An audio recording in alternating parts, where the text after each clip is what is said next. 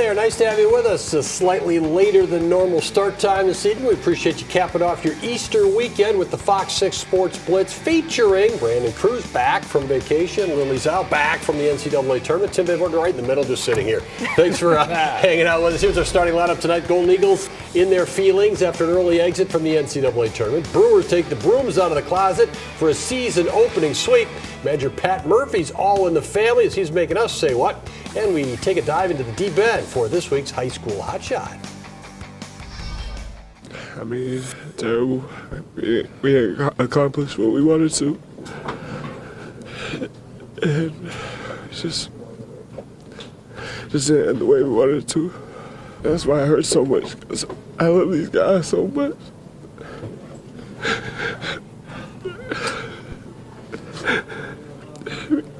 They got everything they had. That's why it hurts so much right now. Tough to watch, tough to listen to. Oso Ighodaro, a very good player for the Marquette Golden Eagles, going all the way back to the Steve Wojciechowski era.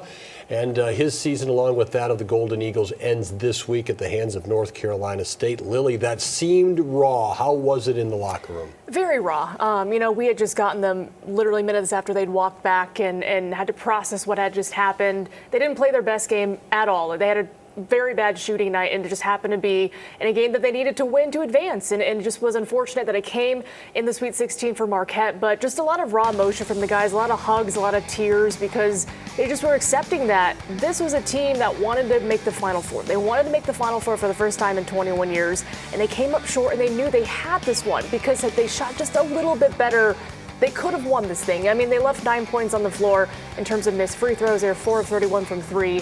Just not going to cut it at this stage. You were with Marquette the first and second games in Indianapolis, then went with them down in Dallas. You see the players here. Coach Shaka Smart, large Marquette fan base. Did anybody see it coming?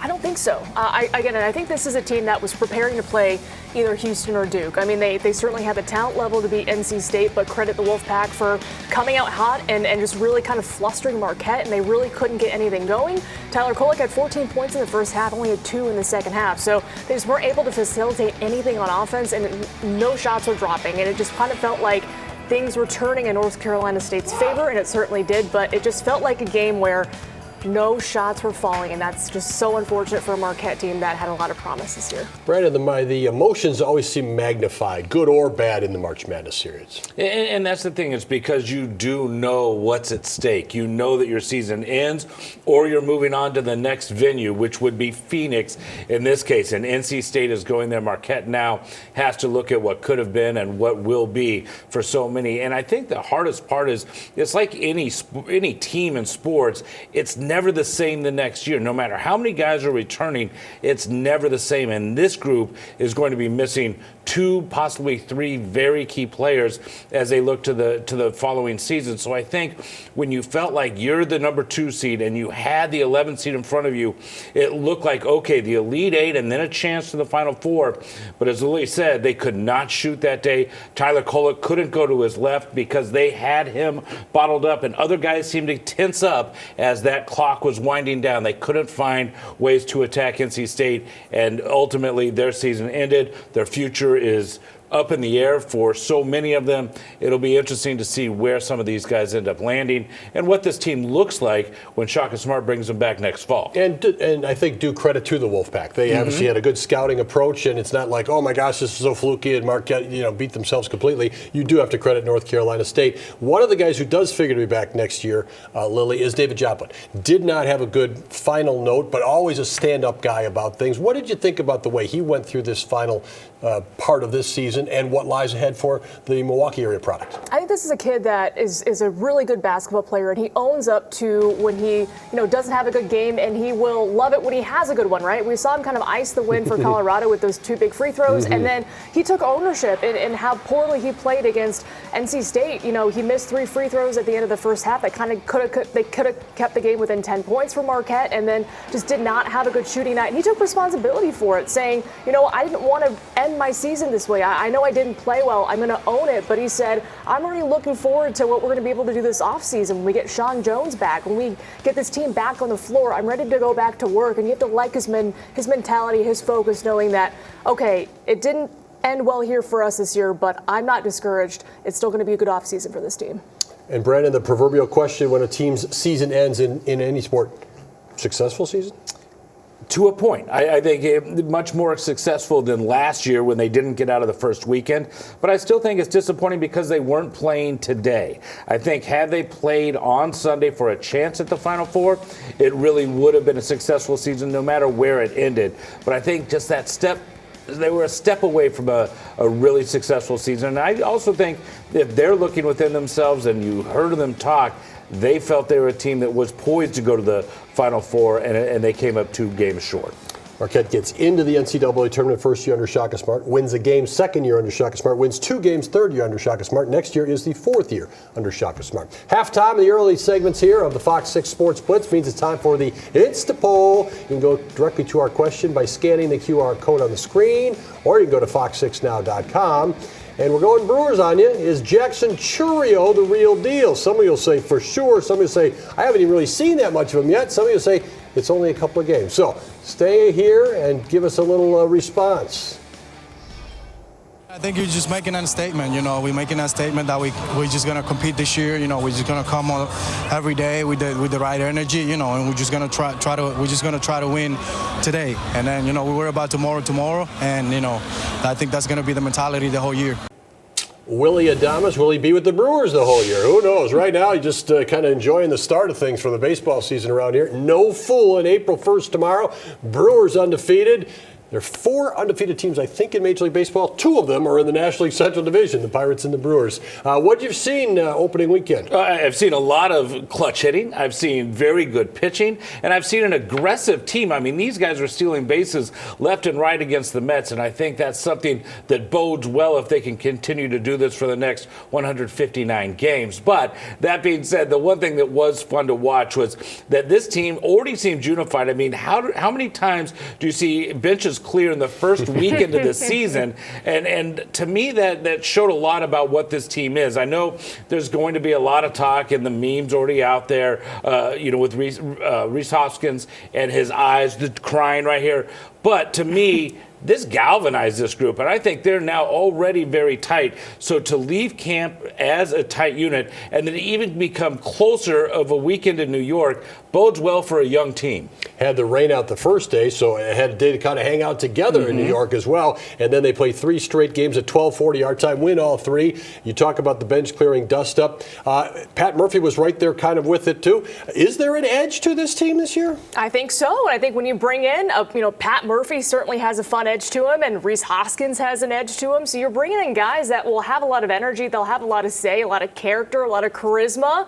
And that's what's going to be fun to watch with this team, because there's a lot of new this year. I think the new is bringing in a nice Brewers edge. I mean, again, we're talking about the big mean with Rhys Hoskins already. It's 3 games into the season, and they're already making big highlights on MLB Network. So they're doing something right. But it's just fun to watch when you bring in a guy like him that they're kind of putting the Brewers in a national spotlight, but he's making plays for this team. But it's not just him. It's Bryce Terang, William Contreras. You have Freddie Peralta. You have the guys in the bullpen, Abner Uribe. I mean, these guys are all stepping up and playing well. And it's fun to watch that. It's kind of like we're watching them mid-season, but it's literally 3 games into the year. Looks like the boys of summer, though. It You're does. getting a crybaby gesture. Yeah. Everybody's laughing at it. Here's Hoskins sliding in there to second base, and that's what touched all this off. That was on opening day. All right, here's a guy who's not flashy, doesn't have an edge, isn't going to have a whole lot of highlights. Colin Ray, 5 innings today. And he was really sharp in his outing. I mean, he was around the plate the whole time. He was throwing strikes, and he's a guy that allows the other team to hit the ball. So there's going to be contact and defense, and the guys behind him make the play. And I think that's one of the things that we have to see if this can continue to be a consistent part of the Brewers staff, because we look at this offense, we see what they can do. We know the defense is strong, but what it is the starting rotation, and how well are they going to do. We saw really strong outings on Friday and Saturday, a good one today as well. So 3 starts, 3 nice outings. So how does this start to unfold as we start to get into the season? The other nice part is the Brewers have an off day tomorrow. They also have an off day Thursday, so that helps the rotation out a bit early on here. But for Colin Ray, he just kind of picked up where he left off last year, and I think that's one of the signs that this team was looking for, and to get it in that first outing kind of really also adds to their confidence. And you beat the Mets, Lily, and baseball is what it is in terms of salary structure. Their payroll is way up there, and the Brewers is, let's be fair, pretty far down there. Does that just kind of factor into this at all in the way people are processing this series? I think potentially, right? I mean, when you're looking at a team with a big payroll, you're expecting big stars, and they certainly have a lot of those on their roster. And you're looking at a team that is not, money heavy per se in that regard to come out and sweep the Mets. And I think that's always fun. We've always seen it kind of teams with big payrolls not particularly producing well in the season in teams like Milwaukee. And they're being able to kind of get the most out of their guys despite not having a big payroll. So maybe there is something to be said about it as well, right? But I think for Milwaukee, this kind of just galvanizes them. Their first 3-0 start since 2018. They have a young star in Jackson Churio. So you know what? You can say a lot about the payroll, but when you have guys on the team that can play, it doesn't matter. There you go. Brewers don't sweep the Mets too often. Brandon, you're not really eligible to play, but if you were on the Insta poll, what did you see from Jackson Churio open this thing up? I see a lot. I see a guy that's having a lot of fun. First of all, I think to be 20 years old, just turned 20, and to be impacting major league games this early in his career with his parents there, it says a lot, and I think it bodes well. The other thing to me that really stands out, we didn't even talk about, Christian Yelich has been on base almost every at-bat. He's been on more than 50% of the at-bats. He already has 5 hits, a couple stolen bases. I mean, already showing midseason form 3 games in. Get ready for Brewers talk on the Blitz from now until who knows when. Every Sunday we'll be here because that's what you get with the baseball season. Back to college basketball, though, with the transfer portal opened up. Many are hopping right in. It's kind of a one-year deal for every school, it seems like right now. Badger star A.J. Storr has entered the portal. He's also trusting the NBA draft process. He was the leading scorer for the Badgers this season, second team All-Big Ten. Also over at UWM, they're getting ready to replace B.J. Freeman, their leading scorer. He follows suit going into the transfer portal as well. So lots to stay tuned with in college basketball in the proverbial off-season for sure. Stay tuned for Say What on the Blitz.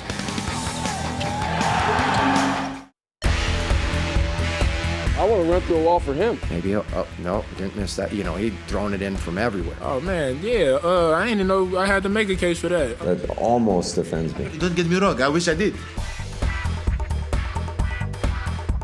I'm not going to look at record, I'll be honest with you. I'm just going to prepare for Tuesday. I have my grandkids here, and now I got my daughter, and I got my kids coming, so I'm kind of focused on that right now. It's a good time for him to be doing that. A day off, gets to see family, and then get ready for the home opener on Tuesday against the Twins. But let's shift gears to the Packers right now, and an interesting move. There's a kicking battle, it looks like, going to be unfolding in front of us at training camp.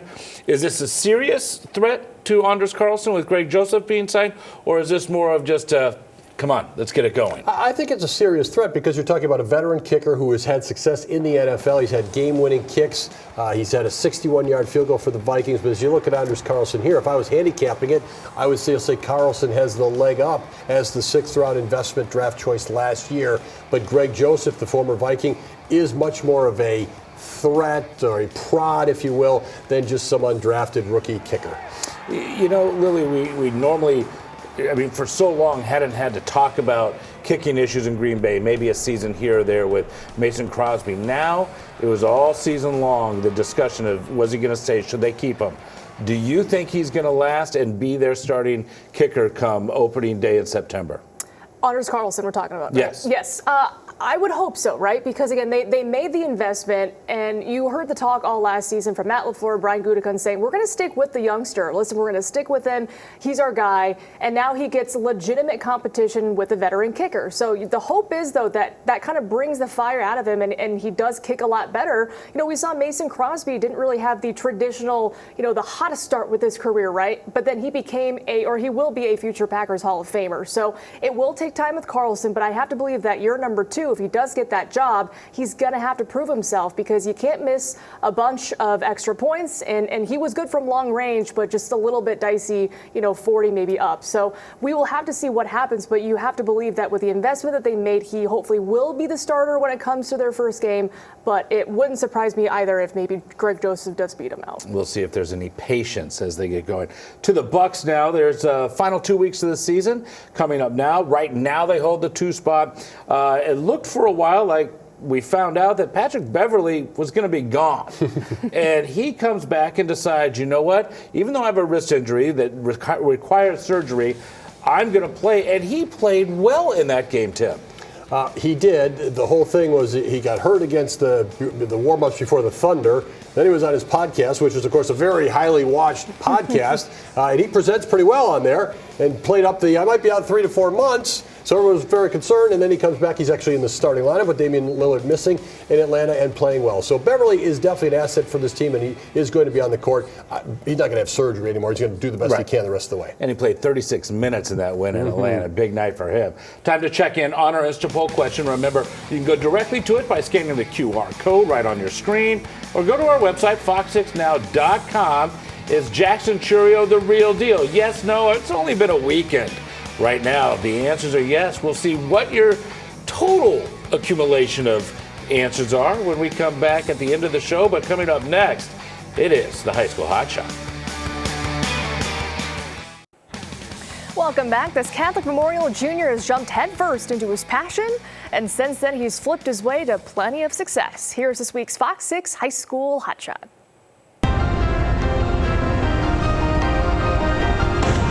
Hi, I'm Brady Hiddle.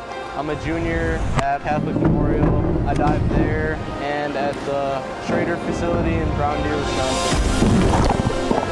My favorite memory right now is probably winning state. It was just a good season to remember for high school, so yeah, definitely winning state. When I found out I won, I just reflected on everything I've been working for. Just all the moments with my friends. It just felt great to accomplish that after all the diving.